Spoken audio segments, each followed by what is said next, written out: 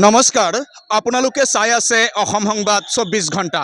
আজি আমি অসম সংবাদ 24 ঘণ্টায় আহি উপস্থিত হৈছোঁ শ্বহীদ নগৰী ঢেকিয়াজুলিত। আজি শ্বহীদ নগৰী ঢেকিয়াজুলিত নিখিল বড়ো ছাত্ৰ সন্থাৰ শোণিতপুৰ জিলা সমিতিয়ে জোৰ সমদল উলিয়াইছে আৰু যি বিটিআৰ চুক্তি এই বিটিআৰ চুক্তি কাৰ্যকৰী কৰাৰ দাবীত আজি নিখিল বড়ো ছাত্ৰ সন্থাৰ শোণিতপুৰ জিলা সমিতিয়ে ঢেকিয়াজুলিত এনেদৰে জোৰ সমদল উলিয়াইছে। আমি দেখুৱাই আছোঁ সামগ্ৰিক পৰিৱেশ এয়া হৈছে ঢেকিয়াজুলিৰ পৰিৱেশ। ঢেকিয়াজুলিত এনেদৰেই নিখিল বড়ো ছাত্ৰ সন্থাই জোৰ সমদল উলিয়াইছে আৰু জোৰ সমদল উলিয়াই নিখিল বড়ো ছাত্ৰ সন্থাৰ নেতাকৰ্মীসকলে বিভিন্ন শ্লোগান দিয়া পৰিলক্ষিত হৈছে আৰু শ্বহীদ নগৰী ঢেকিয়াজুলিৰ 15 নং ৰাষ্ট্ৰীয় ঘাইপথত আজি নিখিল বড়ো ছাত্ৰ সন্থাই এনেদৰে জোৰ সমদল উলিয়াইছে। আমি দেখুৱাই আছোঁ সামগ্ৰিক পৰিৱেশ আৰু ইয়াতে নিখিল বড়ো ছাত্ৰ সন্থাৰ শোণিতপুৰ জিলা সমিতিৰ সভাপতি আছে ইনুছ মুছাহাৰী। আমি তেখেতৰ পৰাও কিছু কথা জনাৰ চেষ্টা কৰিম এই জোৰ সমদলৰ বিষয়ে। দেখা গৈছে আজি বৃহৎ জোৰ সমদল উলিয়াইছে, কি ক'ব আজি দিনটো? হয়, নিশ্চয় আজি নিখিল বড়ো ছাত্ৰখণ্ডৰ উদ্যোগত আজি শোণিতপুৰ জিলাৰ নিখিল বড়ো ছাত্ৰখণ্ড আজি ঢেকিয়াজুলি হাইস্কুল ফিল্ডৰ পৰা ঢেকিয়াজুলি চক্ৰ চাৰ্কেল অফিচলৈ আজি এই জোৰ সমদল ল'বলৈ বাধ্য হৈছোঁ যে যোৱা 2020 27 জানুৱাৰীত যি অসম চৰকাৰ ভাৰত চৰকাৰ আৰু বড়ো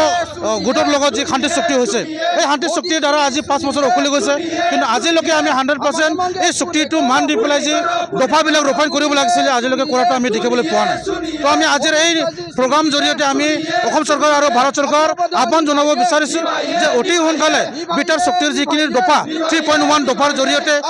শোণিতপুৰ আৰু বিশ্বনাথ জিলাৰ মানে মেক্সিমাম ট্ৰাইবেল এৰিয়াটো বড়োলেণ্ডৰ অন্তৰ্ভুক্ত কৰিব লাগে। 5.3 দফাৰ দ্বাৰা যি ফৰেষ্ট ৰাইট এক্ট 2006 আইনৰ দ্বাৰা যি মাটি পাট্টা পাব লাগে এটা পোৱা নাই, যে 6.3 দফাৰ দ্বাৰা যি বড়ো মিডিয়ামৰ স্কুল যি প্ৰভিঞ্চিয়েলাইজ হ'ব লাগে এইটো হোৱা নাই আৰু BKWACৰ যি সীমা নিৰ্ধাৰিত কৰিব লাগে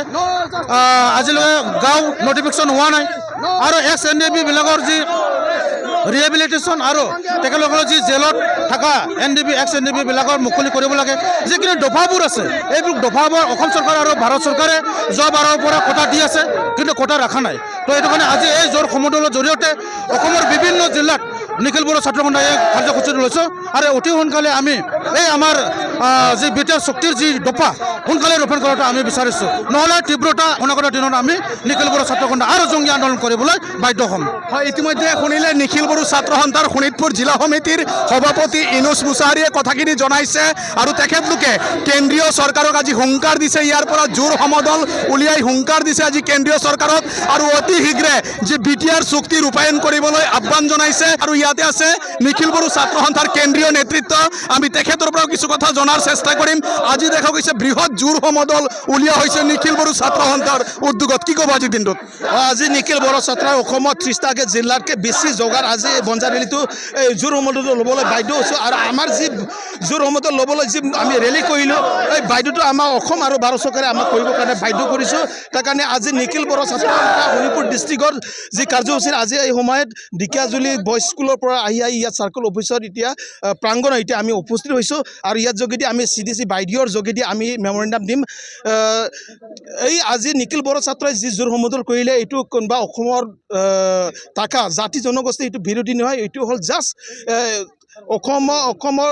যি বৰ্তমানৰ যি চিফ মিনিষ্টাৰ তেখেতে যি কথা কৈ আহিছিলে আৰু আজিৰ পৰা 5 বছৰ আগত যি প্ৰধানমন্ত্ৰী মাননীয় মোদীজী ডাঙৰীয়া যি আমাক কথা দিছিলে আৰু অমিত শ্বাহ যি ডাঙৰীয়া যি আমাক কথা দিছিলে এই কথাবোৰ আজি যি বিটিআৰ একৰত চবতকৈ ডাঙৰ যি 280 আৰ্টিকলটো এমেণ্ডমেণ্ট কৰি 6/125 এমেণ্ডমেণ্টটো যেনেকৈ হ'লেও বিলটো পাছ কৰি আনিব লাগে, কিন্তু আজিলৈকে ছামাৰ ছেশ্যন গ'ল, ছামাৰ ছেশ্যন